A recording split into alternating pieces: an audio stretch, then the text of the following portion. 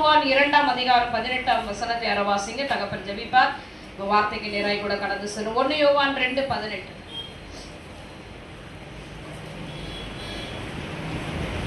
பக்கம் 326. கடைசி காலமா இருக்கிறது. அந்தி கிறிஸ்து வருகிறார் என்று நீங்கள் கேள்விப்பட்டபடி இப்பொழுதும் அநேக அந்தி கிறிஸ்துக்கள் இருக்கிறார்கள்.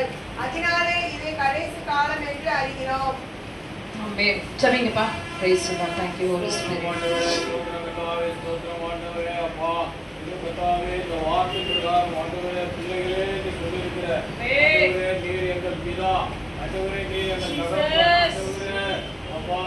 Hallelujah. Sotram sotram sotram sotram sotram sotram sotram. Amen. சோத்ரம்பா.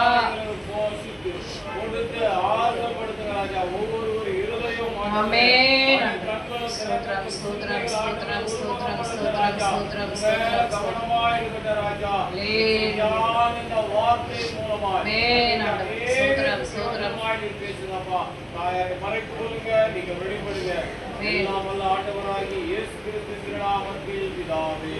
ஹல்லேலூயா. ஆமென். 1 யோவான் 2:18. பிள்ளைகளே, இது கடைசி காலமா இருக்கிறது. அந்தி கிறிஸ்து வருகிறான் என்று நீங்கள் கேள்விப்பட்டபடி இப்பொழுதும் அநேக அந்தி கிறிஸ்துகள் இருக்கிறார்கள். அதனாலே இது கடைசி காலம் என்று அறிகிறோம்.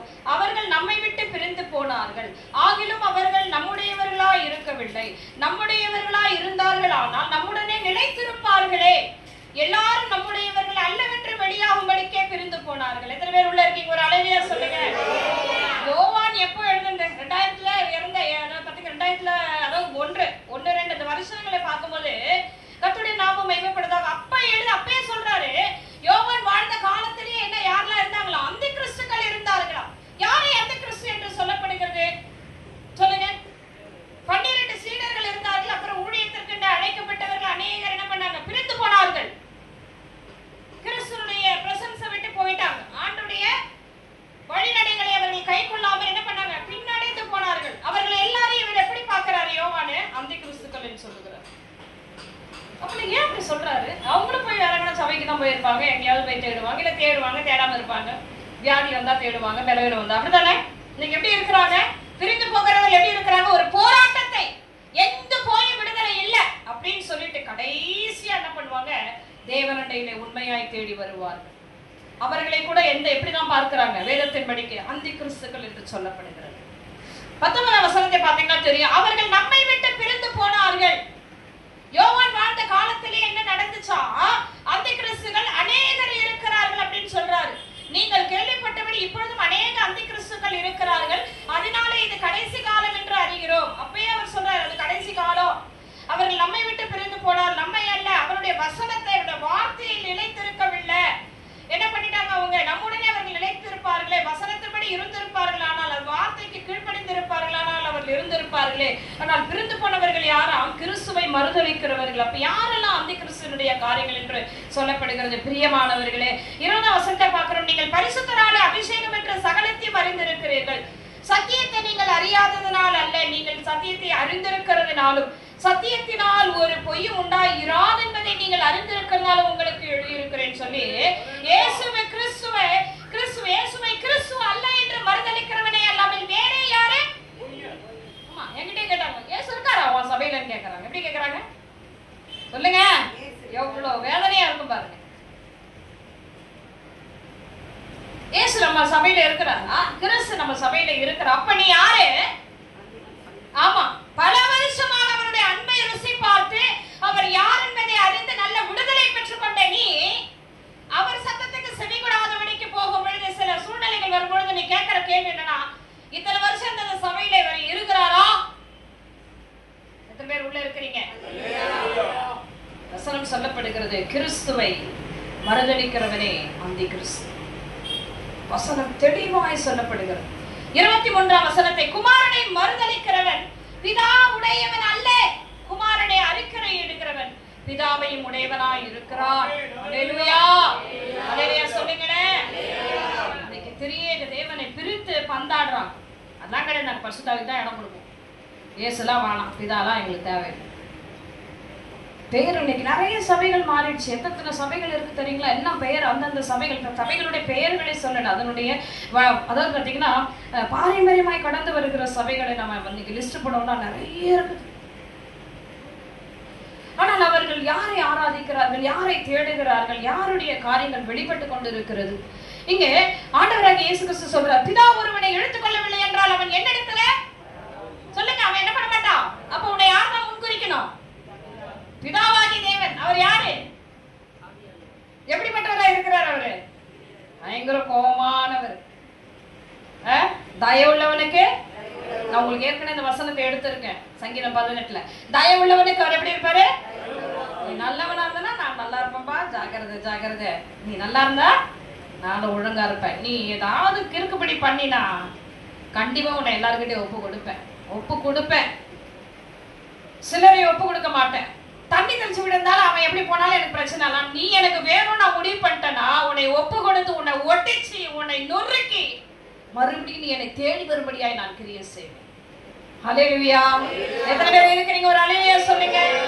கர்த்தருடைய நாமம் மகிமைப்படுவதாக. அந்திகிறிஸ்துவினுடைய காரியங்களை யோவான் எழுதி இருக்கிறார். ஏன்னா இந்த யோவான் தான் வெளிப்படுத்தலின் விசேஷத்தை அங்க எழுதி வைத்திருக்கிறார்.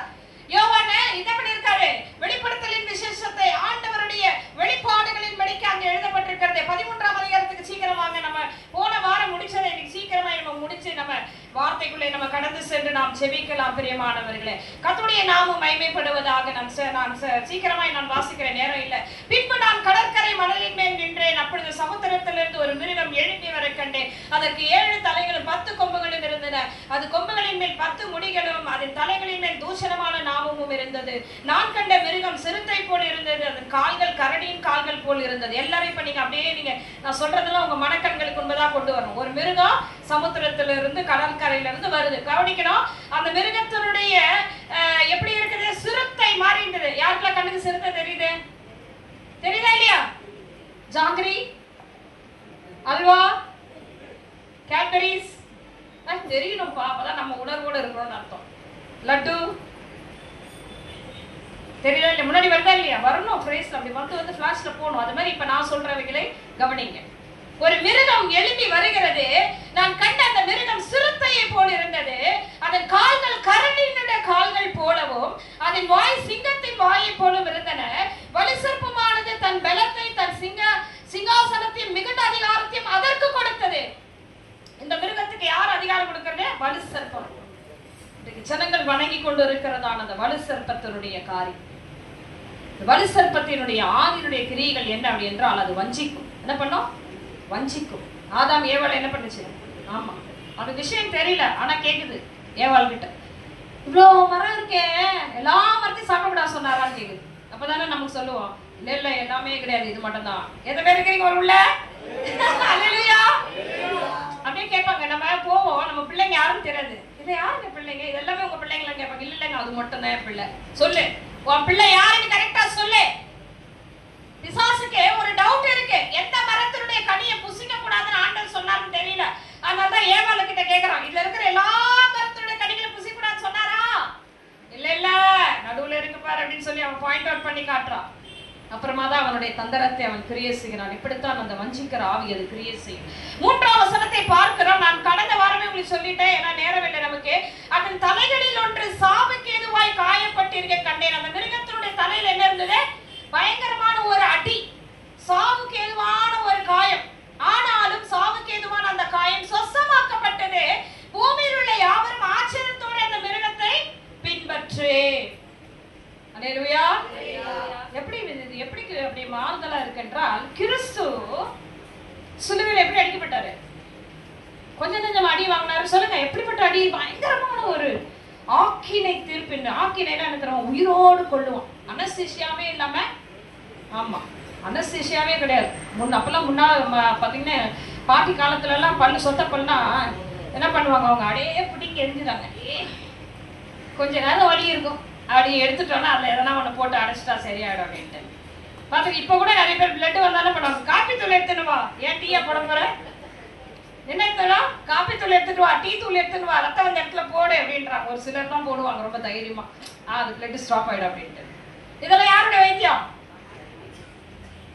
பயங்கரமா அடி கொட்டுது, ரத்தம் ஊத்துது. ஆனா என்ன பண்ணுவாங்க வீட்டுல இருக்கவங்க? அப்படியே நமக்கு டென்ஷனா இருக்கும். கவனிங்க, இங்கே ஆண்டவர் ஆக்கினை திருப்ப அடைந்தார். எப்படி தெரியுமா? உயிரோடு அவர் கொண்டாங்க, அடிச்சு பிச்சு எடுத்தாங்க. எப்படி கதறி இருப்பாரோ, எப்படி அவர் கண்ணில் ரத்தம் அடிஞ்சதோ, எப்படிப்பட்ட ஒரு காரியம், அதை கிரகிக்க முடியாதபடியான ஒரு வேதனை. ஆகிலும் அவர் 3ஆம் நாள் உயிரோடு கூட எழுந்து வந்து நம்முடைய காயங்களை அவர் காண்பித்தார். இதோ யார்கிட்ட காட்டுற சொல்லுங்க கரெக்டா? தோமாட்ட என்ன பண்ணார் ஆண்டவர்? தோமா என்ன சொல்றான்? நான் பார்த்தாதான் நம்புவேன் அப்படின்றான். உடனே ஆண்டவர் காயங்களை காட்டி அவர் எப்படி சொசமடைந்து அப்படியே வந்து நின்றார். அது மாதிரி இவன் ஒரு பயங்கரமான ஒரு போராட்டத்தை என்ன பண்றான்? நானும் யாரு? கிறிஸ்துதான் அப்படின்னு சொல்லி. கவனிங்க 3ஆம் வசனத்தை. அவன் தலையில் ஒன்று சாவுக்கு எதுவாய் காயப்பட்டிருக்க கண்டேன். யோவான் பார்க்கிறாரு, அந்த மிருகத்தினுடைய தலையிலே அடிபட்டு இருக்கிறது. ஆனாலும் சாவுக்கு எதுவான அந்த காயம் சொசமாக்கப்பட்டது. உடனே அது சுகமாயிடுச்சு. உடனே ஜனங்கள் என்ன நினைச்சாங்க? அப்ப வந்தது யார்தான்? யார் வந்திருக்கிறா? இயேசு வந்துட்டாரு, மேசியா வந்துட்டாரு, இவன் தான் மேசியா அப்படின்ட்டு ஜனங்கள் எல்லாம் என்ன பண்ணுவாங்க? அவனை பின்பற்ற ஆரம்பிப்பார்களாம். 4ஆம் வசனத்தை சீக்கிரம் வாசிங்க. அந்த மிருகத்திற்கு அதிகாரம் கொடுத்த மறு சர்ப்பத்தை வணங்கினார்கள். அல்லாமலும் மிருகத்துக்கு ஒப்பானவன் யார், அதனோட யுத்தம் பண்ணத்தக்கவன் யார் என்று சொல்லி மிருகத்தையும் வணங்கினார்கள். முதல்ல வணங்கினார்கள். அப்ப அவனுடைய விருப்பமே என்னதான்? நீ என்ன எப்படி வணங்கணும்? நல்லா துதிக்கணும். எப்படி துதிக்கணும்? சாதாரணமா நீ என்ன துதிக்க கூடாது, கர்நாடக இசையில துதிக்கணும். எப்படி துதிக்கணும்? கர்நாடக இசையில துதிக்கணும். அதனால்தான் பிசாசு என்ன பண்ணிட்டா, இன்னைக்கு பெரிய பெரிய பெரிய பெரிய ஜாம்பவான்கள் என்ன பண்றாங்க? சொல்லுங்க, கர்நாடகனா யார் தான் பாடணும்? பிராமணர்கள் வேலை. அதெல்லாம் நமக்கு தேவையான நம்ம ஒதுங்கி நிக்கிறோம். ஆனால் அந்த இசையினுடைய அரசரே நம்முடைய தேவன் தான். நல்ல உற்சாகமாய் கரங்களை தட்டி, நல்ல உற்சாகமாய் கரங்களை தட்டுங்க.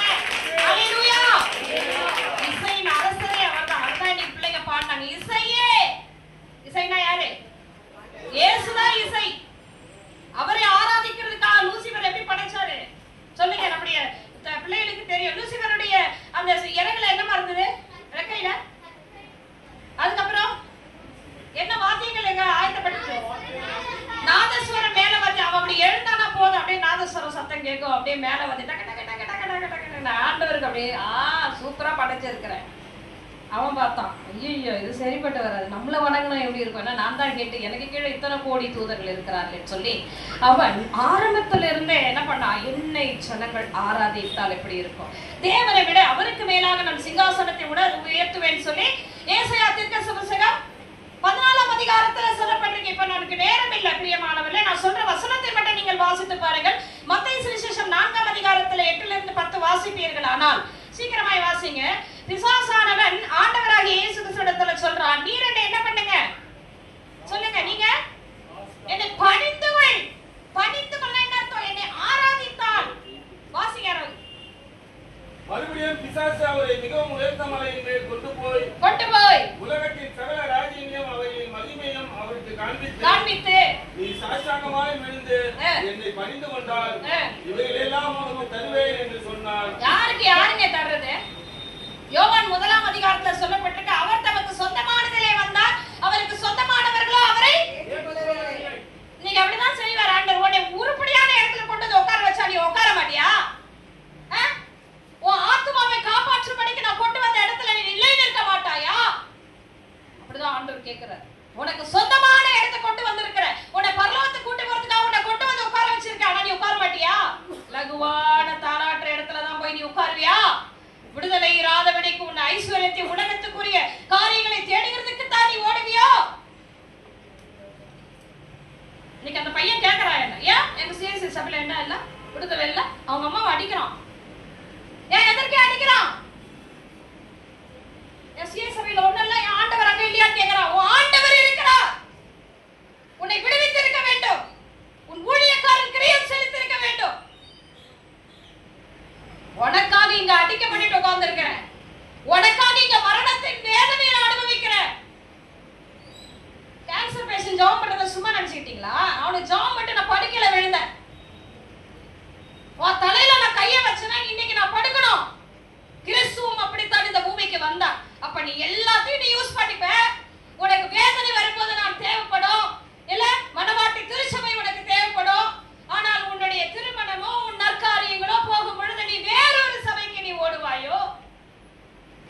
எத்தனை பேர் உள்ள இருக்கிறீங்க?